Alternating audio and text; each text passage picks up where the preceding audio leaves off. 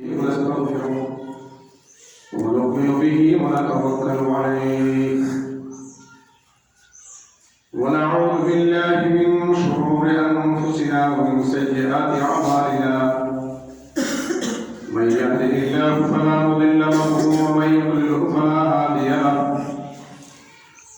ونشهد أن لا إله إلا الله لا ضد له ولا ند له لا أصل له ولا نسل له لا مثل له ولا مثال له ولا مثيل له ونشهد أن محمدا حبيبنا وحبيب ربنا المبعوث إلى الأسود والأحمر والأصغر والأكبر والإنس والجان وعلى آله وأصحابه الذين هم خلاصة العرب العرباء وخير الخلائق بعد الأنبياء عليهم الصلاة والسلام. أما بعد فأعوذ بالله من الشيطان الرجيم. بسم الله الرحمن الرحيم. يا أيها الذين آمنوا اتقوا الله ولتنظر نفس ما قدمت لغد واتقوا الله إن الله خبير بما تعملون. وعن ابن عباس رضي الله تعالى عنهما قال: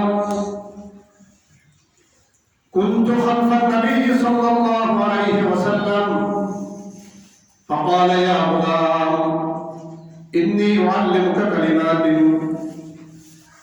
احفظ الله يحفظك احفظ الله تجده تجاهك أو كما قال رسول الله صلى الله عليه وسلم.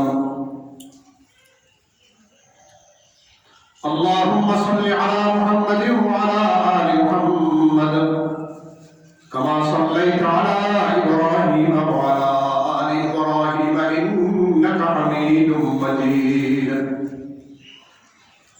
اللهم بارك على محمد وعلى آل محمد كما باركت على إبراهيم وعلى آل إبراهيم إنك حميد مجيد.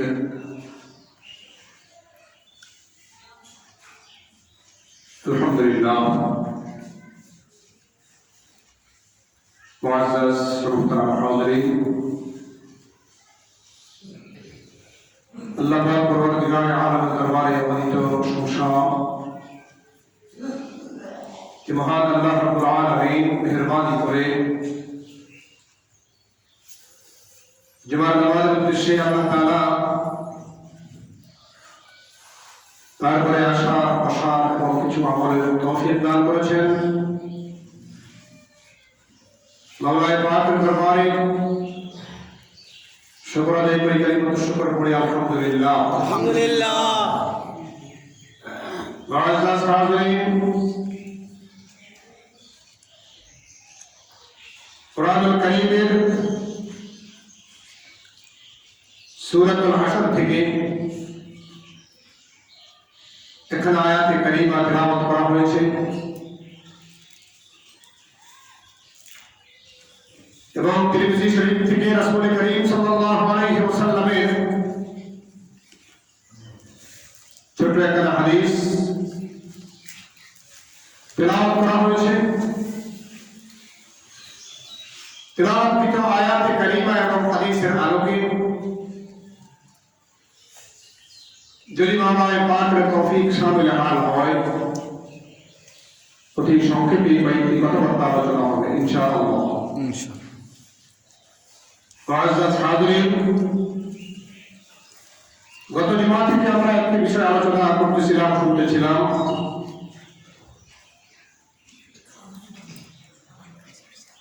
আল্লাহ রাব্বুল আলামিন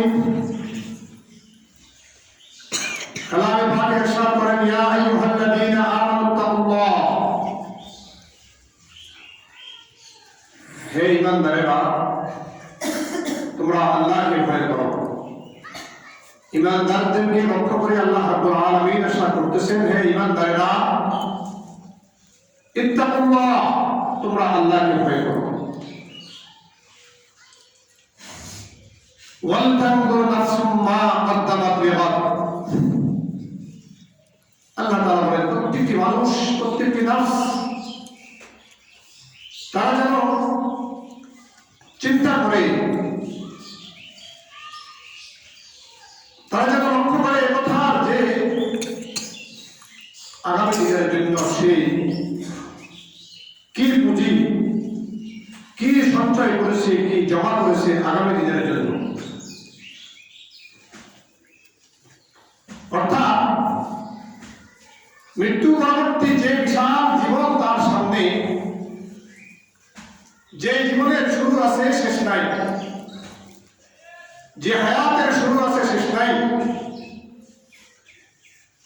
যে হায়াত সম্পর্কে রাসূল করিম সাল্লাল্লাহু আলাইহি ওয়াসাল্লাম ইরশাদ করেন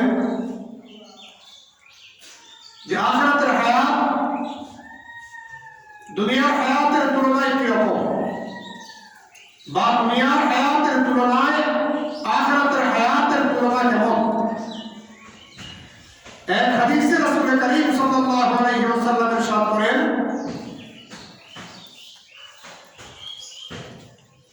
যে গভীর সাগরের মধ্যে তোমরা একজনে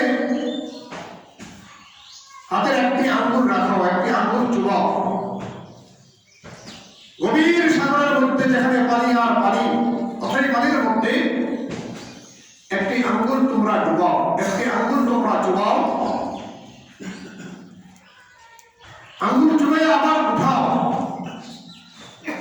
উঠিয়ে দেখো যে আঙ্গুলের সাথে কি পরিমাণ পানি আসলো। এই অথই সাগর থেকে, অপুরন্ত পানি থেকে কি পরিমাণ পানি আসলো তোমার আঙ্গুলের সাথে। ফালিয়ানজুর বিমাযা ইয়ারজি। তুমি লক্ষ্য করো, তুমি একটু দেখো গভীর মনোযোগের সাথে যে গভীর সাগরে তুমি আঙ্গুল চুবানোর পরে তোমার আঙ্গুলের সাথে কি পরিমাণ পানি উঠে এসেছে, তুমি সেটা দেখো। যে পরিমাণ পানি তোমার আঙ্গুলের সাথে উঠে এসেছে, মনে করবে এটা হলো তোমার দুনিয়ার হায়াত। ফালিয়ানজুর বিমাযা ইয়ারজি। তুমি লক্ষ্য করো কি পরিমাণ পানি তোমার ওই আঙ্গুল নিয়ে আসলো ওই সাগর থেকে। ওই বিপুল পরিমাণ পানি থেকে কি পরিমাণ পানি তোমার আঙ্গুল নিয়ে আসলো তুমি লক্ষ্য করো। আর ওই আঙ্গুলের সাথে যেই পরিমাণ 1 ফোঁটা বা 2 ফোঁটা পানি আসছে, তুমি মনে রেখো এটা হলো তোমার দুনিয়ার হায়াত। আর সাগরে যে অপরন্ত পানি হয়ে গেছে, এটা হলো তোমার আখিরাতের জীবন, আখিরাতের হায়াত। তো আল্লাহ তাআলা বলেন, ওয়াল তানজুর নাফসুম মা কদ্দামাত লিগাদ। হে ঈমানদারেরা, তোমরা আল্লাহকে ভয় করো এবং আখিরাতের জন্য, পরকালের জন্য, দুনিয়ার পরবর্তী জীবনের জন্য তুমি কি সঞ্চয় করেছো, কি জমা করেছো। ওয়াত্তাকুল্লাহ ইন্নাল্লাহা খাবীরুম বিমা তা'মালুন। এবং আল্লাহকে ভয় করো, আল্লাহকে ভয় করো এই ব্যাপারে যে আল্লাহ তাআলা খাবীরুম বিমা তা'মালুন। তুমি যা করছো, তুমি যা কিছু করতেছো, আল্লাহ তাআলা সব কিছুর খবর রাখেন। আল্লাহ তাআলার কাছে সব কিছুর খবর আছে তুমি যা করতেছো। মুফাসসিরিন কিরাম এই আয়াতের ব্যাখ্যায় অনেক কথা বলেছেন। প্রথমে আল্লাহ তাআলা বলেছেন, ইয়া আইয়ুহাল্লাযীনা আমানুত্তাকুল্লাহ। হে ঈমানদারেরা, তোমরা আল্লাহকে ভয় করো, আল্লাহকে ভয় করো। পরে আবার আল্লাহ তাআলা বলছেন, ওয়াত্তাকুল্লাহ ইন্নাল্লাহা খাবীরুম বিমা তা'মালুন। আয়াতের প্রথম অংশে আল্লাহ তাআলা বলতেছেন, হে ঈমানদারেরা, আল্লাহকে ভয় করো এবং মৃত্যু পরবর্তী জীবনের জন্য, অর্থাৎ সামান ইখতিয়ার করো, আসবাব তৈরি করো, মৃত্যুর পরবর্তী জীবনের জন্য তুমি প্রস্তুতি নাও। মৃত্যুর পরবর্তী জীবনের জন্য তুমি সঞ্চয় করো। আর আয়াতের দ্বিতীয় অংশে আল্লাহ তাআলা বলেন আত্তাকুল্লাহ, আল্লাহকে ভয় করো। মৃত্যুর পরবর্তী জীবনের জন্য যে তুমি সঞ্চয় করবে, কি জিনিস সঞ্চয় করবে? তুমি ভালো জিনিস সঞ্চয় করতেছ না খারাপ বস্তু সঞ্চয় করতেছ? আল্লাহ তাআলা এই বিষয়ে খুব ভালোভাবেই অবগত আছে। মৃত্যুর পরবর্তী জীবনের জন্য আমরা কে কিভাবে প্রস্তুতি নিতেছি একটু হিসাব করি, একটু চিন্তা করি, ফিকির করি যে মৃত্যুর পরবর্তী যে জীবন, বিশাল জীবন, যে জীবনের শুরু আছে শেষ নাই, ওই জীবনের জন্য আমি কিভাবে প্রস্তুতি নিতেছি। দুনিয়াতে আসল নকল মানুষ ধরে ফেলে, কোন জিনিস ভালো কোন জিনিস নকল, কোনটা আসল কোনটা নকল, দুনিয়া পাল্লায় ধরা পড়ে যায়, দুনিয়ার পাল্লাতে ধরা পড়ে যায় কোনটা ভালো কোনটা খারাপ। দুনিয়াতে আমরা যাচ পড়তাল করতে পারি, বাছাই করতে পারি কোনটা ভালো করছি কোনটা খারাপ করছি। ঠিক আখিরাতের জন্য, পরবর্তী মৃত্যু পরবর্তী জীবনের জন্য আমি যেটা পাঠাইছি, আমি যেটা রাখতেছি মৃত্যুর পরবর্তী জীবনের জন্য, সেটা কি আসল না নকল, ওই বিষয়টাও আমাকে জানতে হবে, বুঝতে হবে। আজকে দুনিয়ার সম্পদকে তো আমি মনে করতেছি এটা আমার। ইয়াকুল ইবনে আদম মালি মালি ওয়া হাল লাকা ইয়া ইবনে আদম মিন মালিকা ইল্লা মা আকালতা ফাআফনাইতা আও লাবিস্তা ফাআফলাইতা আও তাসাদ্দাকতা ফাআফাইতা।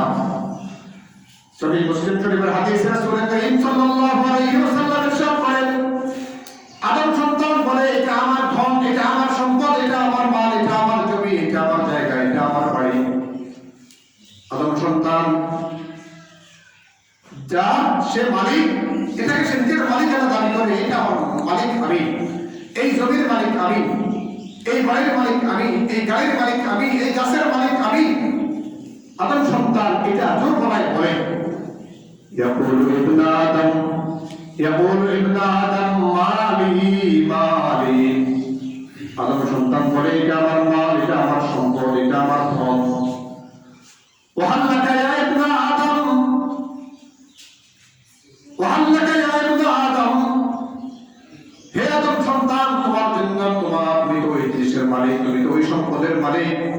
ওয়া হাল লাকা ইয়া ইবনে আদম মিন মালিকা ইল্লা মা আকালতা ফাআফনাইতা, হে আদম সন্তান তুমি তো এই সম্পদটুকুর মালিক যেইটুকু তুমি মা আকালতা ফাআফনাইতা, যেটা তুমি খেয়েছো, খাওয়ার পরে শেষ হয়ে গেছে, যেটা তুমি খেতে পারছো, খাওয়ার পরে এটা শেষ, খাইছো হজম হয়ে গেছে, এটুকুর মালিক তুমি। ন্যায়ভাবে অন্যায় মালিক হয়ে থাকো, অন্যায়ভাবে মালিক হয়ে থাকো, তুমি খেয়েছো, যেটা তুমি ভক্ষণ করেছো তুমি অতটুকুর মালিক।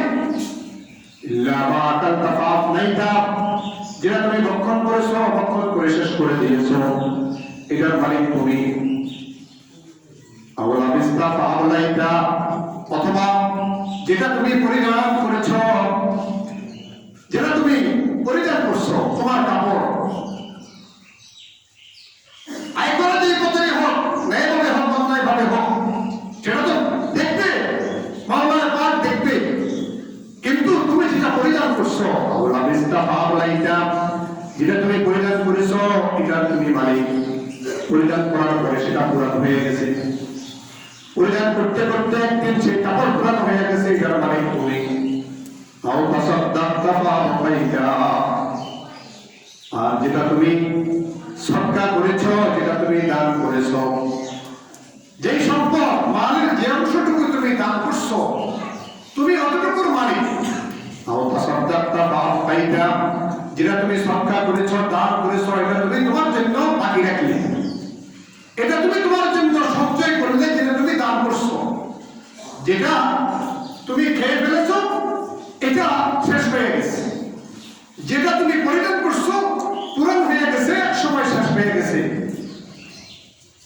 আর যেটা তুমি দান সদকার মাধ্যমে আল্লাহর রাস্তায় খরচ করেছো এটা তুমি তোমার জন্য রেখে দিলা। যেটা তুমি সদকা করেছো এটা তুমি তোমার জন্য বাকি রাখলে। তো আল্লাহ তাআলা বলেন, হে আদম সন্তান, তুমি একটু লক্ষ্য করো মৃত্যুর পরবর্তী জীবনের জন্য তুমি কি সঞ্চয় করলে। মৃত্যুর পরবর্তী যে বিশাল জীবন তোমার সামনে, যেই জীবনের শুরু আছে, যেই জিন্দেগির শুরু আছে আর শেষ নাই, ওই জিন্দেগির জন্য তুমি কি করলে একটু চিন্তা করো। ওয়াত্তাকুল্লাহ ইন্নাল্লাহা খাবীরুম বিমা তা'মালুন। আল্লাহ তাআলা খবর রাখেন মৃত্যুর পরবর্তী জীবনের জন্য তুমি যে সঞ্চয় করতেছো, তুমি যে রাখতেছো, এটা কি আসল না নকল আল্লাহ ভালো করে জানেন। তুমি যে সম্পদের পাহাড় করেছো, তুমি যে সম্পদের পাহাড় দুনিয়াতে রেখে গেলে, তুমি ভাবছো আখিরাতে তোমার কাছে আসবে, আখিরাতে তোমার কাছে আসবে, কিন্তু এটা কি আসল না নকল, এটা কি 1 নম্বর না 2 নম্বর, এটা কি তোমার আখিরাতের জীবনের জন্য সঠিক সম্পদ কিনা, সঠিক সঞ্চয় কিনা। ওয়ালতানজুর নাফসুম মা কদ্দামাত লিগাদ ওয়াত্তাকুল্লাহ ইন্নাল্লাহা খাবীরুম বিমা তা'মালুন। তাহলে হিসাব, মুহাসাবাতুন নাফস, মুহাসাবাতুন নাফস যাকে বলে, নিজের নফসের মুহাসাবা করে, নিজের হিসাব নিজে একটু কষি হিসাব করে। গত যুগে আলোচনা করা হয়েছিল, নতুন বছর আসছে আমাদের কাছে, যে পুরাতন বছরের সব ভুলে গিয়ে নতুন বছর আসছে যখন, পুরান বছরের একটু হিসাব নিকাশ আমাকে করা দরকার, যে আমি গত বছর 1 বছরে কি করলাম। ইমানদার বিচক্ষণ মুমিন তো সে যে চিন্তা করে যে আমার 1টা বছর হায়াত চলে গেল, হায়াতের 1টা বছর আমার চলে গেল, খতম হয়ে গেল। হায়াতের যে 1টা বছর চলে গেল, এটা কি যোগ হইল না বিয়োগ হইল? কি বলে? বিয়োগ হয়ে গেছে। আমার হায়াত থেকে বিয়োগ হয়ে গেছে, তার মানে 1 বছর মৃত্যু আগে গেছে। আমার হায়াতের 1টা বছর চলে যাওয়া মানে মৃত্যু 1 বছর সন্ধি করে চলে আসছে। আবার 1 বছর চলে যাবে, 1 মাস চলে যাবে, যখন বুঝতে হবে আমার বাকি জীবনের 1 মাস কমে গেছে। 1 বছর যখন চলে গেছে বুঝতে হবে মৃত্যু আরো 1 বছর কাছে গেছে। এটাই তো মুহাসাবা। মুহাসাবা এটাকেই বলে মুহাসাবাতুন নাফস। হাসিবু আনফুসাকুম ক্বাবলা আন তুহাসাবু। হযরত ওমর রাদিয়াল্লাহু তাআলা আনহু বলেন, তুমি হাসিবু আনফুসাকুম, তুমি তোমার নিজের হিসাব করো, ক্বাবলা আন তুহাসাবু, আল্লাহ তাআলা তোমার হিসাব দেওয়ার আগে, তোমার হিসাব দেওয়ার আগে তুমি হিসাব করো। ওয়াজিনু ক্বাবলা আন তুযানু, তোমার আমলকে তুমি পাল্লায় দিয়ে মাপো। আল্লাহ তাআলা যেদিন তোমার আমলকে পাল্লায় দিয়ে মাপবে, এর আগে তোমার আমলকে তুমি মাপো। ওয়াজিনু ক্বাবলা আন তুযানু, ওয়াজিনু ক্বাবলা আন তুযানু, যেদিন তোমার আমল মাপা হবে, তোমার হিসাব দেওয়া হবে, এর আগে তোমার হিসাবটা তুমি নাও।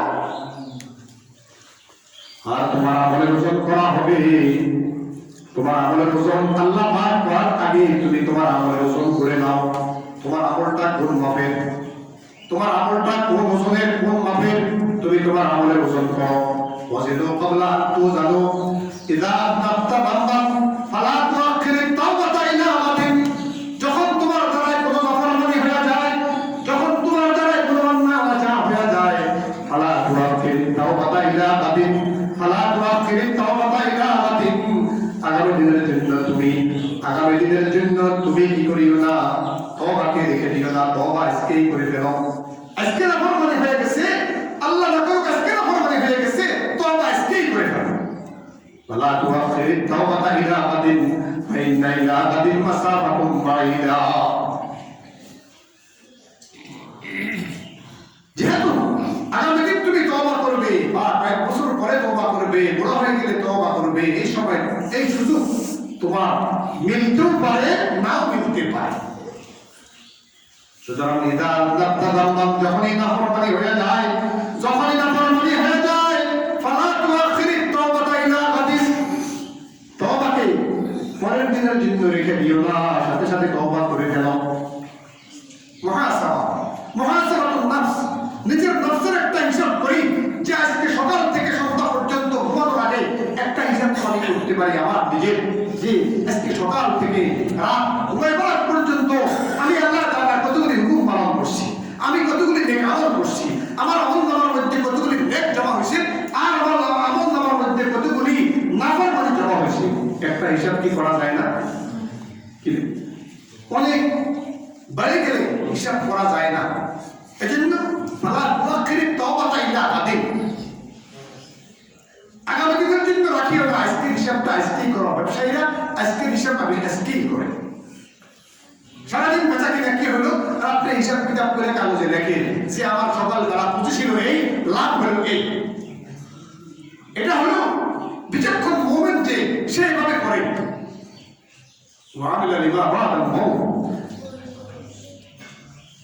মৃত্যু পরবর্তী জীবনের জন্য সে সঞ্চয় করে।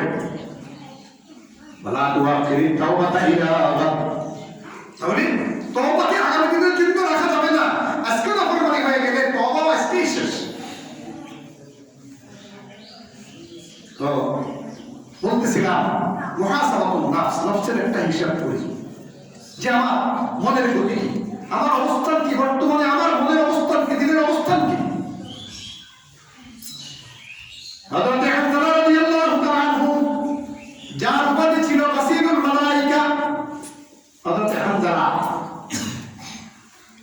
রাদিয়াল্লাহু তাআলা আনহু তার উপাধি হলো গাসীলুল মালায়েকা, মানে এক যুদ্ধে তিনি শাহাদাত বরণ করেছেন। শাহাদাত বরণ করেছেন কি অবস্থায়? ওনার উপরে গোসল ফরজ ছিল। গোসল ফরজ ছিল, এই সময় জিহাদের ডাক পড়েছে, যুদ্ধের ডাক পড়ছে, আর গোসল করার সুযোগ পান নাই, দৌড়ে জিহাদের ময়দানে শরীক হয়ে গেছেন। উনি যে নাপাক উনি জানতেন, ওনার স্ত্রী জানতেন, আর দুনিয়ার কেউ জানে না জিহাদের ময়দানে শাহাদাত বরণ করছে। জিহাদের ময়দানে যারা শাহাদাত বরণ করে তাদেরকে গোসল দেওয়ার কোনো প্রয়োজন নাই, গোসল ছাড়াই তাদের দাফন হয়। এই রক্তমাখা শরীর নিয়েই তাদের দাফন হয়। যারা দ্বীনের জন্য শাহাদাত বরণ করে শহীদ যারা হয়, শহীদদের কোনো গোসল নাই, এই অবস্থায় তাদের দাফন, একটু কাপড়ের কাপড় পাইলে এই অবস্থায় তাদের দাফন, গোসলের প্রয়োজন নাই। হযরত হানজালা রাদিয়াল্লাহু তাআলা আনহু শাহাদাত বরণ করেছেন, তার লাশ কিন্তু ময়দানে নাই। যেখানে শাহাদাত বরণ করেছেন তার লাশ খুঁজে পাওয়া যাইতেছে না। সবার লাশ আছে, ওনার লাশ নাই। সাহাবায়ে কেরাম খুঁজতেছেন,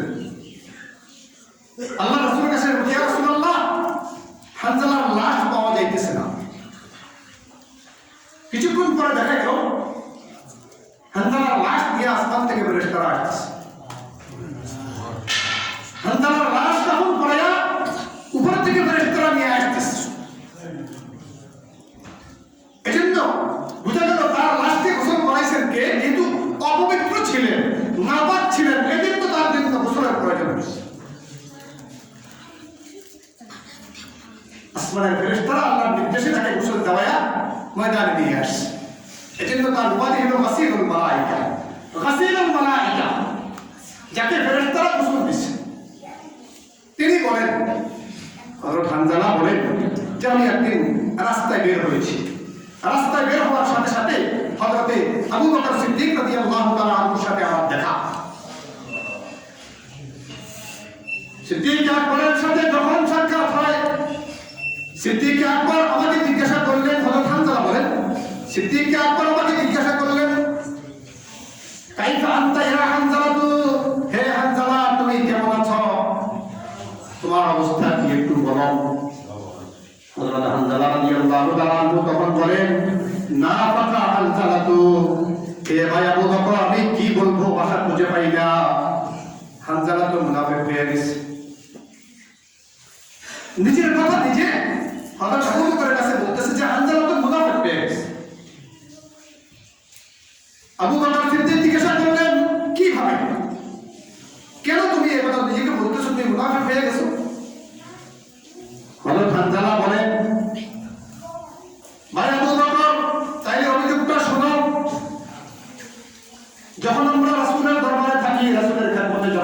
রাসূল যখন ওয়াজ করে, রাসূল যখন আমাদেরকে ওয়াজ নসিহত করে, উপদেশ দেয়, কোরআনের কথা বলে, রাসূল যখন তার হাদিস আমাদের সামনে পেশ করে, তখন আমাদের অবস্থা এমন হয় যে মনে হয় যেন জান্নাত নিজ চোখে দেখি, জাহান্নাম নিজ চোখে দেখি। রাসূল যখন ওয়াজ করে তখন অবস্থা এমন হয়ে যায়, ওয়াজ শুনতে শুনতে এত মনোযোগ দিয়ে ওয়াজ শুনি, মনে হয় যেন জান্নাত জাহান্নামকে দেখতেছি। এরকম অবস্থা রাসূলের নিকটে যখন থাকি তখন আমাদের হয়। নিজের অভিযোগ পেশ করতেছে হযরত আবু বকরের কাছে, যে যখন রাসূলুল্লাহ বলেন যখন শুনি, ওয়াজ যখন শুনি, তখন এরকম লাগে মনে হয় বেহেশতকে দেখতেছি, জাহান্নামকে দেখতেছি। কিন্তু যখন বাড়ি চলে যাই, যখন বাড়িতে চলে যাই, বাড়িতে যাওয়ার পরে আর এগুলি মনে থাকে না, এগুলি আর মনে থাকে না। এটা তো আমাদের অবস্থা। ওদের মাহফিলে আসতে আল্লাহর অনেক বান্দা আছে, দেখেন ওয়াজ শুনতে শুনতে চোখের পানি ফেলে দেয়, কাঁদে না? কাঁদে। জান্নাতের কথা আলোচনা হয়, জাহান্নামের কথা আলোচনা হয়, তখন দিলটা নরম হয়। দিল নরম হয়ে চোখের পানি চলে আসে, জাহান্নামের কথা শুনলে চোখে পানি চলে আসে। হযরত হানজালা বলেন, ভাই আবু বকর, আমার অবস্থা তো রাসূলের খেদমতে গেলে তো আমাদের অবস্থা এরকম হয়, মনে হয় যেন জান্নাত জাহান্নামকে দেখি। আর যখন বাড়িতে চলে আসি, স্ত্রী পরিজন ছেলে মেয়ের সাথে যখন মিলি, তখন আর এগুলো কিছুই কি থাকে না, মনে থাকে না। এই জন্যই বলি যে রাসূলের খেদমতে গেলে মন থাকে একরকম, বাড়িতে আসলে মন হয় আরেক রকম।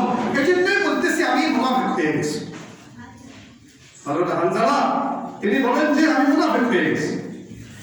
হযরত আবু বকর কতক্ষণ চিন্তা ফিকির করে কয় যে হানজালা আমার অবস্থাও তো এরকম। হযরত আবু বকর তিনিও বলেন, ভাই হানজালা তুমি যে অবস্থা বয়ান করলা, আমার অবস্থাও তো এমনি হয়, ততটুকুই হয় যখন আমি বাড়িতে চলে যাই। বাড়িতে গেলে যখন ছেলে মেয়ের সাথে যখন মিশি, স্ত্রীর সাথে যখন মিশি, তখন তো আমার অবস্থা এরকমই হয়, মনে আর ওই জান্নাত জাহান্নামের কথা থাকে না। এখন দুজন যুক্তি করলো, দুজন পরামর্শ করলো, এটার একটা সমাধান হওয়া দরকার। দুজন পরামর্শ করে চলে গেলেন রাসূল করিম সাল্লাল্লাহু আলাইহি ওয়াসাল্লামের দরবারে, যে বলতেছে, ইয়া রাসূলুল্লাহ, দুজনের অভিযোগ একই অভিযোগ। ইয়া রাসূলুল্লাহ, আমরা দুজন তো মুনাফিক হয়ে গেছি। হযরত হানজালা বলেন, আবু বকর সিদ্দিক বলেন, ইয়া রাসূলুল্লাহ, আমরা দুজন মুনাফিক হয়ে গেছি। রাসূল জিজ্ঞাসা করলেন, কেমনে তোমরা মুনাফিক হইলা কেমনে? ইয়া রাসূলুল্লাহ, আপনার খেদমতে যখন থাকি, আপনার কাছে যখন থাকি, যখন ওয়াজ নসিহত শুনি, কোরআনের কথা শুনি, সুন্নাহর কথা যখন শুনি, তখন মন থেকে এমনি চোখের পানি চলে আসে, মনে হয় যেন আমরা জান্নাত জাহান্নাম দেখতেছি। কিন্তু এখান থেকে চলে গেলে আর অবস্থা এরকম থাকে না। এই জন্য মনে করতেছি আমাদের অন্তরের মধ্যে মুনাফিকি আছে। তাই মুহাসাবাতুন নাফস, নিজের আত্মসমালোচনা যে আমি কি করতেছি, আমি একটা দিন চলে গেল আমি কি করলাম, একটা মাস চলে গেল কি করলাম, একটা বছর চলে গেল কি করলাম। ওই দুই সাহাবী আত্মসমালোচনা করে বুঝতে পারলেন, উপনীত হলেন যে তারা দুজন নিজেরা মুনাফিক হয়ে গেছেন, এটা নিজেদের ধারণা। এখন আল্লাহ রাসূলের কাছে যে অভিযোগ দিলেন, ইয়া রাসূলুল্লাহ, আমাদের অবস্থা তো এরকম, এখন আমরা কি করতে পারি? আল্লাহ রাসূল বলেন যে হ্যাঁ, এরকম অবস্থা ইমানদারের হইতে পারে, এটা হইতে পারে, ওয়ালাকিন সাআতান ওয়া সাআতান, যে এক এক সময় এক এক অবস্থা হবে। যখন কোরআনের কথা শুনবে, যখন সুন্নাহর কথা শুনবে, নবীর কথা যখন শুনবে, জান্নাত জাহান্নামের কথা যখন শুনবে, তখন মানুষের অন্তরে একটা প্রতিক্রিয়া অবশ্যই সৃষ্টি হয়। আবার যখন এখান থেকে চলে যাবে, তখন আবার অন্য অবস্থা বললে কিছু হতে পারে না, স্বাভাবিক। এটা মুনাফিকের চরিত্র, এটা মুনাফিকের আলামত না। কারণ লাউ আন্নাকুম তাদুমুনা, আল্লাহ রাসূল দুজনকে উপদেশ দিতেছেন, যদি তোমাদের অবস্থা এরকম হইতো, যদি সার্বক্ষণিক 24 ঘন্টা যদি তোমাদের অবস্থা এরকম হইতো যে তোমরা জান্নাত জাহান্নামকে দেখতেছো, 24 ঘন্টা যদি তোমাদের মধ্যে এই অবস্থা পরিলক্ষিত হইতো, লাসাফাহাতুমুল মালাইকা, তাইলে তো রাস্তা দিয়ে হাঁটতে তোমাদের সাথে ফেরেশতারা মুসাফা করতো, করমর্দন করতো, ফেরেশতারা মুসাফা করতো তোমাদের সাথে। ওয়ালাকিন সাআতান, হে হানজালা, হে আবু বকর, হ্যাঁ কোন সময় এরকম হতে পারে, আল্লাহ কোরআনের কথা যখন শুনে, সুন্নাহর কথা যখন শুনে, জান্নাত জাহান্নামের কথা যখন শুনে, তখন অন্তরের মধ্যে এরকম একটু নম্রতা, নরমিয়ত, এটা আশা, এটা স্বাভাবিক, এটা আসে। আবার যখন আহলে বাইতের সাথে যখন মিলে, দুনিয়া নিয়ে যখন ব্যস্ত হয়ে যায় তখন এগুলো আর মনে থাকে না। এটা কিন্তু মুনাফিকের লক্ষণ নয়। তাহলে মুহাসাবাতুন নফস, আমরা আত্মসমালোচনা, নিজের নফসের একটা হিসাব করি। আল্লাহ তাআলা বলতেছেন, হে ঈমানদারেরা ইত্তাকুল্লাহ, তোমরা আল্লাহকে ভয় করো, ওয়াল তানজুর নাফসুম মা কদ্দামাত লিগাদ, এবং প্রত্যেকটি নফস, প্রত্যেকটি মানুষ সে যেন একটু মুহাসাবাতুন নফস করে, আত্মসমালোচনা করে যে মৃত্যুর পরবর্তী জীবনের জন্য সে কি সঞ্চয় করলো, কি জমা করলো। কি ভাই, মৃত্যুর পরে একটা জীবন আছে না নাই? ঘুম গেলে মনোযোগ দিয়ে ঘুম যেতেছে, মনোযোগ দিয়ে ঘুমগুলো তো কথা বুঝে আসবো। কি বলেন? এই ঘুম যাওয়ার মধ্যে ওজুদ চলে যেতে পারে, একটু খেয়াল করে সাহেব ঘুমটুক দেয় না বসে। আল্লাহ তাআলা বলতেছেন প্রত্যেকটি মানুষ যেন একটু হিসাব করে, চিন্তা করে মৃত্যুর পরবর্তী জীবনের জন্য তার সঞ্চয় কি।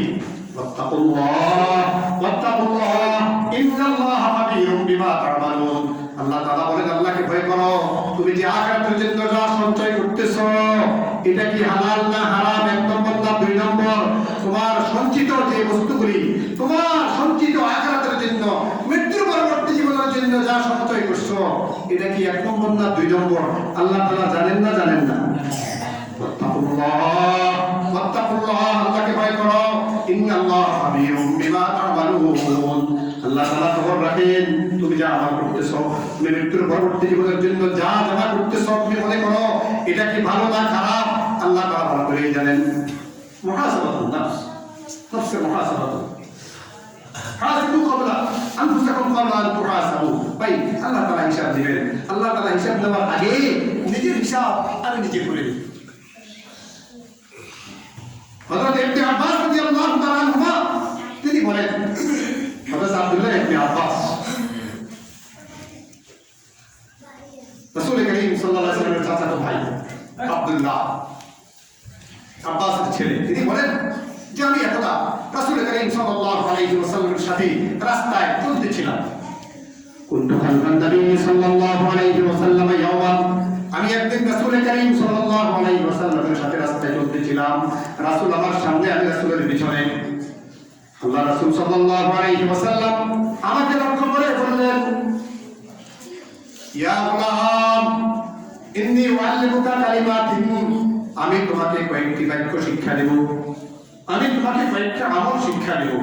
আল্লাহ রাসূল হযরত ইবনে আব্বাসকে লক্ষ্য করে বলেন, ইন্নী উআল্লিমুকা কালিমাতিন, আমি তোমাকে কয়েকটা কথা শিক্ষা দেব। ইহফাজিল্লাহ ইহফাজিল্লাহ তাজিদহু তুজাহাকা।